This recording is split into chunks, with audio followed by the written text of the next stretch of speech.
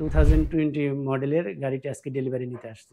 একটা টোকেন মানি আরকি সামান্য পরিমাণ দিয়ে আরকি শুরু করছিলাম।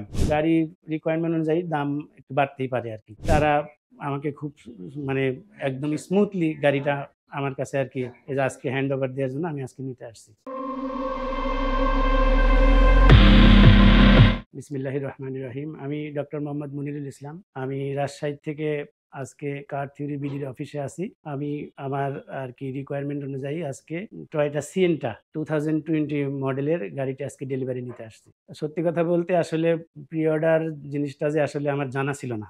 আমি কার থিওরি বিডির সাথে যোগাযোগ করেই প্রথম বিষয়টা বুঝি। আমি তার আগে গাড়ি নিয়ে অনেক আরকি এনালাইসিস করছি। কিন্তু এই সিস্টেমটা আমি আসলে কার থিওরি বিডির কাছ থেকে পেয়েছি। আমি কখনো কারো এখানকার যারা এমপ্লয়ি কারো সাথেই আমার ওইভাবে আরকি সরাসরি ফিজিক্যালি দেখা হয়নি। ওভার টেলিফোনেই কথা হয়েছে। মানে তাদের সাথে একটা আত্মার সম্পর্ক হয়ে গেছিল।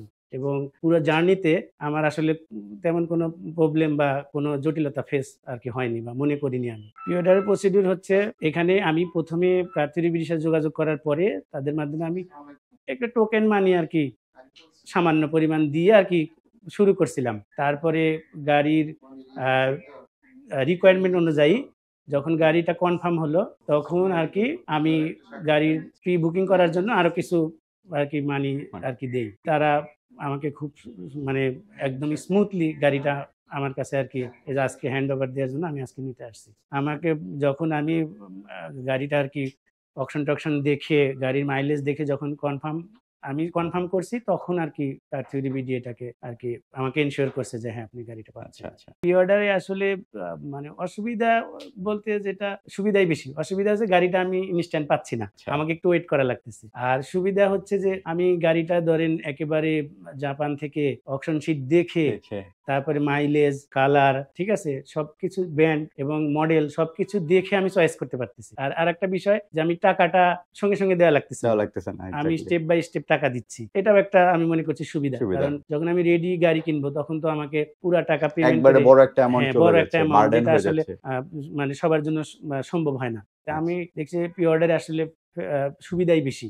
অসুবিধা একটাই যে আমাকে গাড়িটা একটু ওয়েট করে নিতে হয়। জি, আসলে কার থিওরি বিডি আমাকে মোটামুটি 60 থেকে 65 ডেজ এর একটা টাইম দিয়েছিল। আমি ওই টাইমের ভিতরে আরকি গাড়িটা পেয়েছি। আসলে আমার মতামত হচ্ছে যে গাড়িটা আসলে আপনাদের যে পেজে যে ধরেন গাড়ি স্টার্ট ফ্রম এত মানি। তো এইটা আসলে আল্টিমেটলি ওই মানে গাড়িটা যখন আমি নেই তখন আসলে দামটা বেড়ে যাচ্ছে এবং সেটা আসলে আমার চয়েসের জন্য রিকোয়ারমেন্ট অনুযায়ী বেড়ে যাচ্ছে। গাড়ির রিকোয়ারমেন্ট অনুযায়ী দাম একটু বাড়তেই পারে আরকি। আমি কার থিওরি বিডি কে আসলে মানে আউট অফ 10 9 দেব আরকি। Thank you so much sir. আচ্ছা, ধন্যবাদ। আপনাদেরও ধন্যবাদ। কার থিওরি বিডি কে অসংখ্য ধন্যবাদ। আমাকে আমার পছন্দ মতো একটা গাড়ি আরকি এনে দেওয়ার জন্য। ভবিষ্যতে আমার যারা শুভাকাঙ্ক্ষী আছে আমি তাদের সাজেস্ট করবেন কার থিওরি বিডি কে? অবশ্যই সাজেস্ট করব। কারণ কার থিওরি বিডির সাথে বললামই তো, আমি শুরুতেই তো বললাম যে আমার এই 3 মাসের জার্নিতে এদের সাথে আমার একটা আসলে মানে আত্মার সম্পর্ক হয়ে গেছে।